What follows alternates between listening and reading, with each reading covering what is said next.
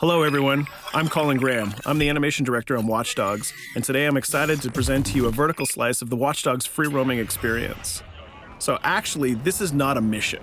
Everything we're going to showcase today is completely systemic, and we're free to do as we please. We start off in the wards, the low-income district of our interpretation of Chicago. When creating the world of Watch Dogs, we wanted to stay true to the city and give a unique flavor to each and every neighborhood, not only in terms of the architecture, but also in terms of the people that you'll encounter and what is happening in their day-to-day lives.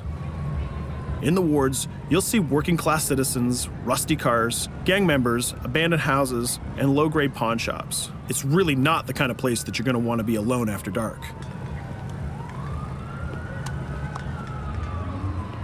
Nowadays, modern cities are increasingly managed by software, controlling traffic lights, electricity grids, and surveillance systems. In our version of Chicago, this management software is called CTOS, or the Central Operating System. The CTOS controls everything in the city, and it was created by the Bloom Corporation. Since the CTOS has been installed in Chicago, people get to work faster, the crime rate has dropped, and the communication networks are now more accessible and stable than they ever were before. It goes without saying that if everything is connected, somebody able to take over the system would be extremely powerful. At this point in the game, we don't have control over this district's CTOS system. The icons that you see over people's head mean that we cannot hack into their mobile devices at the moment. We need to find the CTOS control center, install a backdoor virus into the system to take control over all of the infrastructure in this district. There it is, the CTOS control center.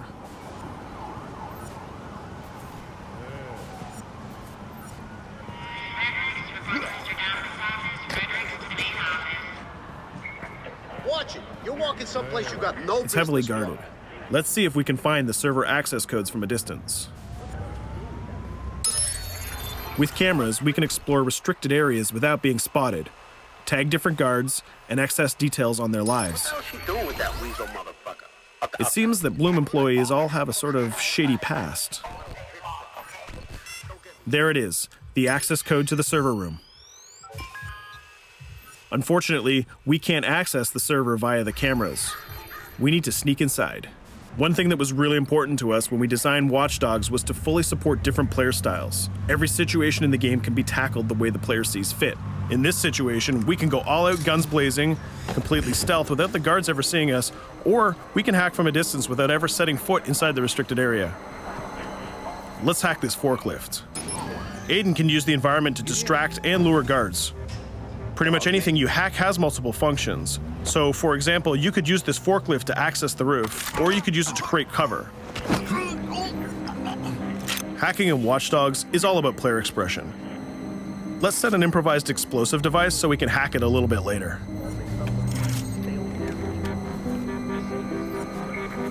You'll also notice Aiden's low-profile stance.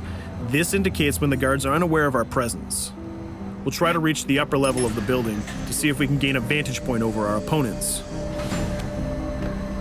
Everything in the environment can be hacked, so we're going to make some dynamic cover. That's how you spend a day off. Some quality meat. We'll use this forklift to lure the guard towards our IED that we set earlier.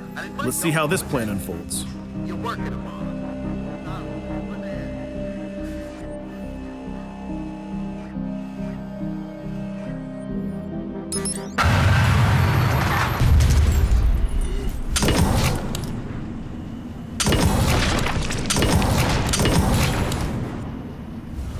What you just saw is called focus. It represents Aiden's analysis capabilities and his quick reflexes. This gives the player more time to combine core game mechanics together, such as shooting, hacking, and driving, in order to handle more complicated situations.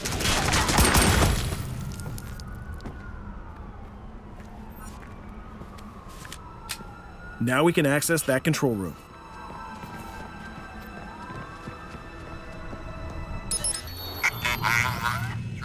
Drop 2, 5.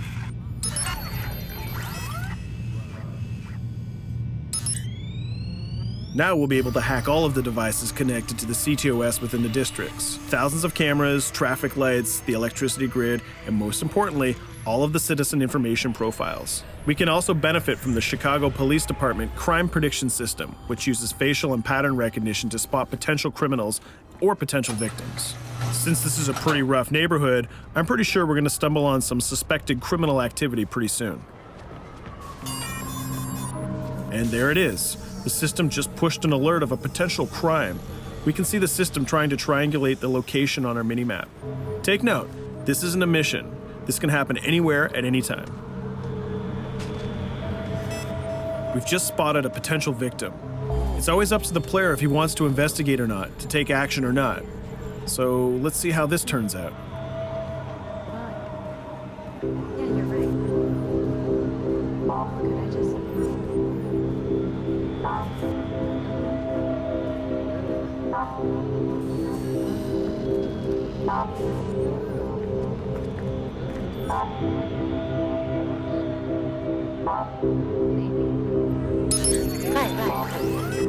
You think you're leaving me? Huh? Jesus, I told you to stay away from me! You belong to me now. Get it? You better leave or I'll call the cops! I'll fucking kill you, goddammit. Get off! Yo! That was close. Good thing that we intervened.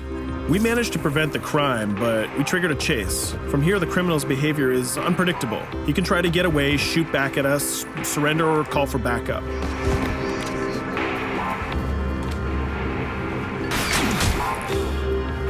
It seems like he decided to get away by car. Let's chase him down. In Watch Dogs, we have a wide variety of vehicles. Each one of them has their own unique properties and handling.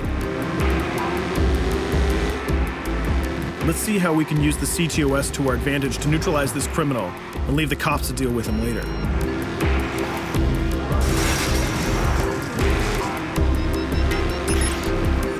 The chase stops right here. Using the blockers usually reserved for the cops during interventions, we managed to stop this criminal without killing him. This gives us a reputation bonus. This system is at the core of the Watch Dogs experience. Depending on how we handle different situations in the game, the media and the citizens will have a different perception of our hero, whether he is a true vigilante or a reckless criminal. This will have repercussions throughout the game. Now, let's head for the Loop, the historical district of Chicago, where you're going to find the most iconic buildings in the city.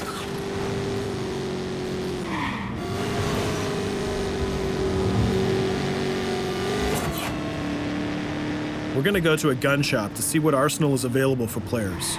The economy is a big part of Watch Dogs. Players will be able to grow their arsenal with weapons and craft their tools in order to increase their power and their hacking abilities.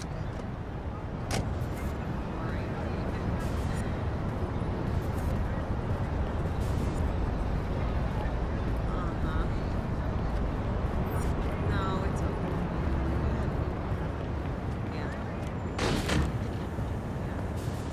You will find all of the weapons that you would expect in a traditional shooter. Pistols, assault rifles, guns, sniper rifles, and grenade launchers, just to name a few. A lot of bullets were fired in our last encounter with the CTOS guards. Let's stock up on some more ammo. Finding everything.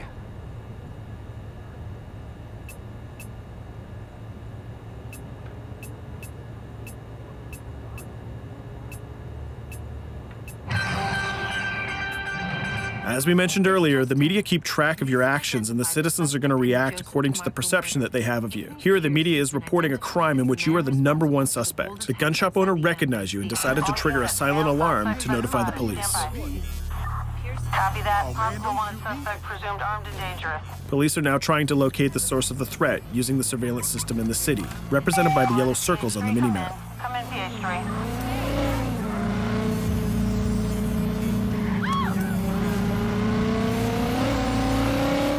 Aiden is able to stall their efforts by hacking into their communication systems while avoiding the scanning areas.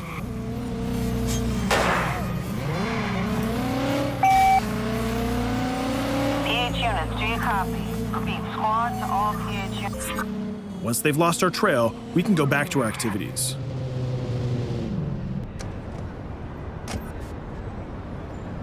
One thing that Bloom did to win over the population of Chicago with the CTOS project was to install free Wi-Fi hotspots throughout the city.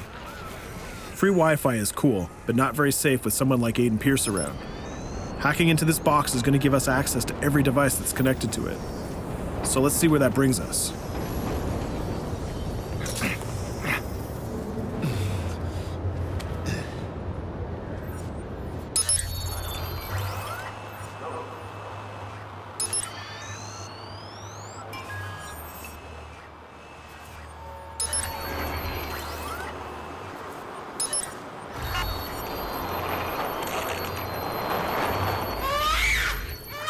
We just hacked into the webcam of a laptop. It seems that we're in the apartment of a mother and we can hear her baby crying in the background. Her bank information is in her mobile phone sitting right there on the table in front of us. It's totally up to the player whether we decide to steal it or not. Of course, this won't affect our reputation because nobody can witness this action. Just like in real life, nothing is totally black or white, but rather many shades of gray. This is exactly the situation where we want the player to question his own morality. Let's go withdraw that money. If you think that you're alone, think again. Aiden is not the only hacker in town.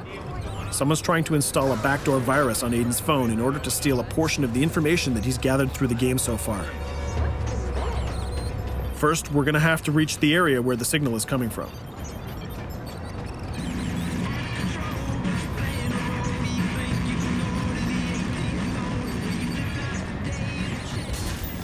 Using our profiler, we're going to try to identify the hacker before the installation finishes.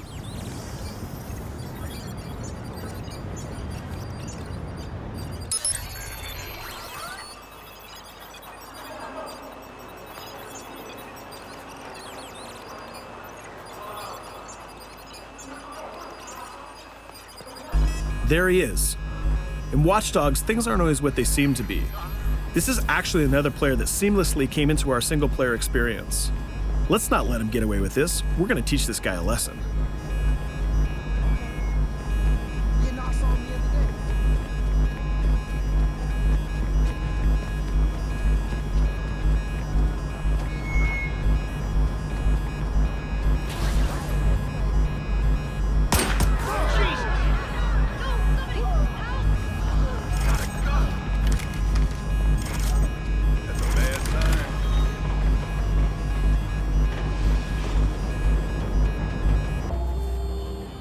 We stopped the hack, but the hacker managed to get away.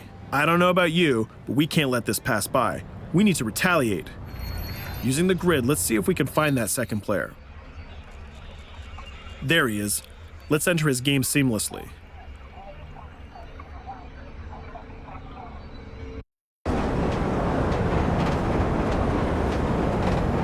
The second player is not yet aware of our presence.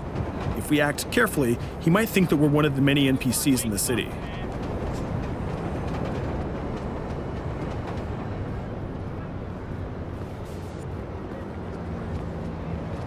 What was that?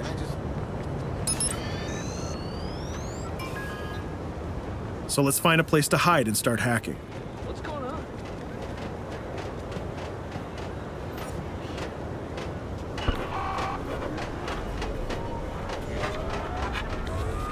The second player has just been alerted that a breach has occurred on his phone. He's trying to find us using his profiler.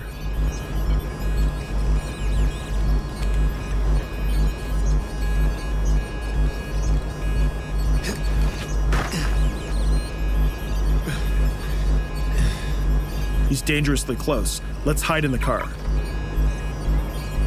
We're spotted. Let's get out of there.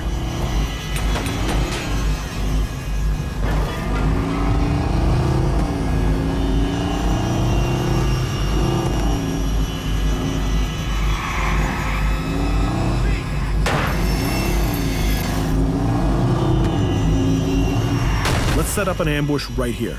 By dragging the other player back here into the alley, we make sure that no civilians get hurt during the firefight. We didn't succeed in hacking the second player, but we did get a little bit of revenge. So that's what we have time for today. We hope you enjoyed our quick gameplay session. Stay tuned for more about Watch Dogs.